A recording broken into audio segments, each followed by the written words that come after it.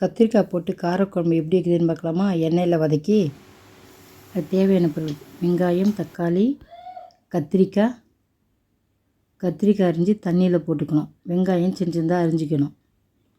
புளி ஊற வச்சுக்கணும். அதை கரைச்சி வடிகட்டி வச்சுக்கணும். இப்போது ஒரு குண்டா வச்சுட்டு எண்ணெய் ஊற்றிட்டு எண்ணெய் கொஞ்சோன்னா கடுகு போடணும். கடுகு பொரிஞ்சோடனே வெங்காயம் போடணும்.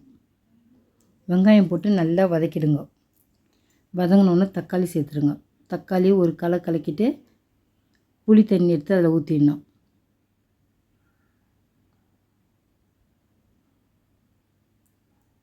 மிளகாய்த்தூள், மஞ்சாத்தூள், உப்பு எல்லாத்தையும் சேர்த்துட்டு தட்டு போட்டு மூடிடுங்க. அது குழம்பு கொதிச்சிட்ருக்கணும். பக்கத்தில் ஒரு கடாய் வச்சு கடாய் காஞ்ச பிறகு எண்ணெய் ஊற்றிட்டு எண்ணெய் காஞ்ச பிறகு நம்ம அரிஞ்சு வச்ச கத்திரிக்காயெலாம் எடுத்து அதில் வதக்கணும். பக்கத்தில் குழம்பு கொதிச்சுன்னே இருக்கும்போது பக்கத்தில் இந்த கத்திரிக்காய் வதக்கணும்.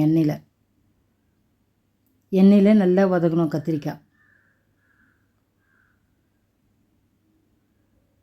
இதை மாதிரி வதக்குங்க கத்திரிக்காயை. இது மாதிரி வதக்கி குழம்புல போட்டிங்கன்னு வச்சிங்கன்னா அந்த கத்திரிக்காய் ரொம்ப நல்லாயிருக்கும் சாப்பிட்றதுக்கு. குழம்பும் நல்லாயிருக்கும், கெட்டு போகாது. பாருங்கள், இன்னும் கொஞ்சம் வதங்கணும் கத்திரிக்காய். வதங்கிடுச்சு பாருங்கள். இதை மாதிரி வதங்கணும் கத்திரிக்காய். நல்லா வதங்கிடுச்சு. இப்போ நம்ம எடுத்து குழம்புல அப்படியே போட்டுடலாம்.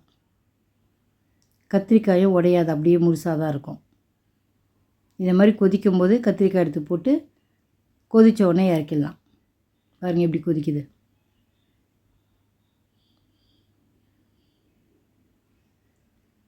அவ்வளோதான், குழம்பு ரெடி ஆகிடுச்சு.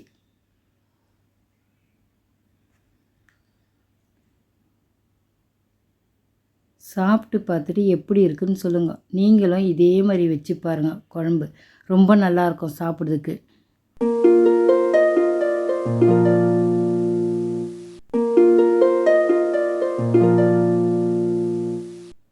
லைக் பண்ணுங்கள், ஷேர் பண்ணுங்கள், மறக்காமல் நம்ம சேனலுக்கு சப்ஸ்கிரைப் பண்ணுங்கள். தேங்க்ஸ் ஃபார் வாட்சிங்.